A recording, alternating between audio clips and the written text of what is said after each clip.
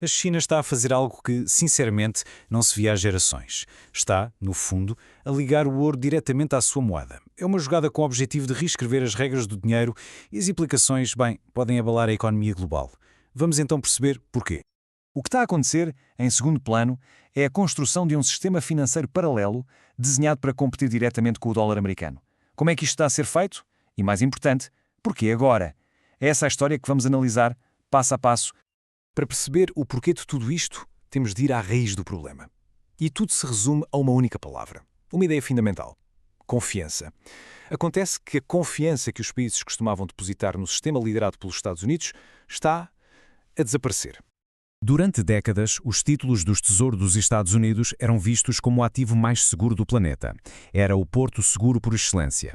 Mas, em 2022, essa percepção mudou drasticamente. Quando os Estados Unidos congelaram as reservas estrangeiras da Rússia, a mensagem para o resto do mundo foi muito clara. Os ativos em dólares podem não ser totalmente seus. E não estamos a falar de uma quantia pequena. Foram cerca de 300 mil milhões de dólares. Agora, independentemente da posição política sobre o assunto, a lição para os outros países foi que, se as suas reservas estão em dólares, talvez não sejam verdadeiramente suas. Podem ser bloqueadas, literalmente, com um clique. E claro, isto teve consequências diretas. A perda de confiança só veio acelerar uma tendência que já estava em marcha. Os bancos centrais, especialmente nos mercados emergentes, começaram a reduzir a exposição a ativos americanos. O resultado? A cota do dólar nas reservas globais caiu para os níveis mais baixos que vimos em décadas. E é exatamente aqui que a China entra em cena como protagonista. Ao ver este problema de confiança, a China virou-se para um ativo antigo, universalmente reconhecido, para construir a sua alternativa. Esse ativo é, claro, o ouro. A estratégia tem sido metódica e bastante visível, na verdade. A China tornou-se o maior comprador de ouro do mundo, ao mesmo tempo que vendia os seus títulos do Tesouro americano. Criou a Bolsa de Ouro de Xangai, o maior mercado físico do mundo, e está a acumular ouro a um ritmo histórico. A questão é, por que esta aposta tão forte no ouro?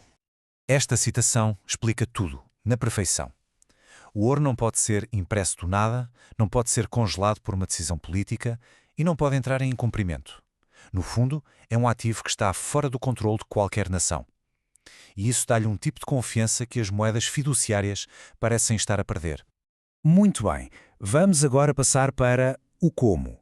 Como é que esta estratégia se está a concretizar?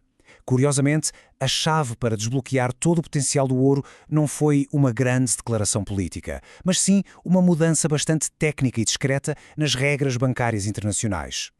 Primeiro, precisamos de entender este termo, um ativo de nível 1 de Basileia 3. Basicamente, é a categoria de ativos mais segura que um banco pode ter. Pensemos nisto como um equivalente a dinheiro vivo ou títulos do Tesouro. É o pilar da saúde financeira de um banco. E a mudança foi, de facto, enorme. Antes, o ouro era considerado um ativo de nível 3 e os bancos só podiam registar metade do seu valor no balanço. Com esta nova regra, passou a ser um ativo de nível 1, reconhecido a 100%. Essencialmente, o valor do ouro nos livros dos bancos duplicou da noite para o dia. Mas ainda há um nível acima. HQLA, ou Ativo Líquido de Alta Qualidade. Estes são os ativos de elite, como os títulos do Tesouro dos Estados Unidos, que funcionam como lubrificante de todo o sistema financeiro global. São a garantia por trás de bilhões em empréstimos diários.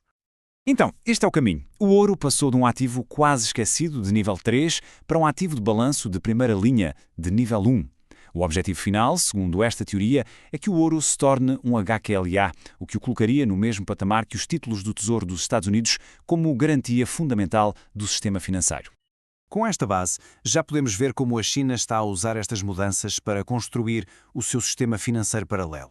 Um sistema concebido para funcionar completamente à margem do sistema do dólar.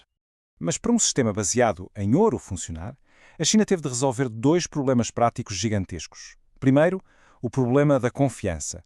Por que é que um país como a Índia ou o Brasil haveria de confiar na China para guardar o seu ouro? E segundo, a volatilidade. Como é que se pode usar um ativo cujo preço muda a cada minuto como uma garantia estável?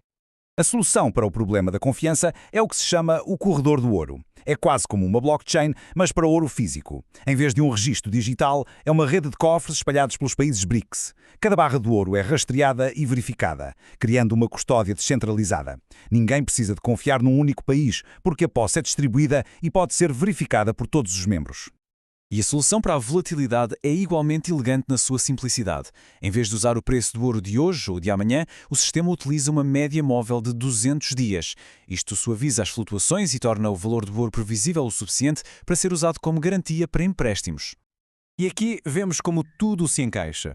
Um país em desenvolvimento, rico em recursos como o ouro, pode depositar o seu ouro físico nesta rede. Em troca, recebe financiamento em yuan para construir portos, estradas ou centrais elétricas. Tudo isto acontece sem nunca tocar no dólar americano ou recorrer ao FMI, o que permite à China financiar o desenvolvimento e construir a sua influência. O que nos leva então às implicações mais vastas. Já não se trata apenas do ouro ou da China. Trata-se do potencial surgimento de um mundo monetário bipolar, onde existe competição pela própria definição de dinheiro. Em termos práticos, as implicações económicas são enormes. Atualmente, as instituições mantêm cerca de 20% das suas reservas em ativos duros, como o ouro. Se as novas diretrizes sugerirem um aumento para 30%, essa diferença de 10% representa cerca de 2 bilhões de dólares em nova procura por um ativo cuja oferta não pode ser simplesmente impressa. Isto estabelece duas visões concorrentes para o futuro do dinheiro. Por um lado, a visão da China e dos BRICS, onde o dinheiro é apoiado por algo físico, antigo, representando a confiança através do tempo. Por outro lado, a potencial resposta do Ocidente, que pode basear-se na sua força tecnológica, talvez com ativos digitais, representando a confiança através da matemática. Pela primeira vez na história moderna, podemos estar a entrar num mundo onde os governos têm de competir pela melhor ideia de dinheiro. A questão que fica no ar é: será que no futuro o dinheiro vai deixar de ser um padrão único para passar a ser uma escolha? A resposta a essa pergunta irá, muito provavelmente, definir a próxima era da economia global.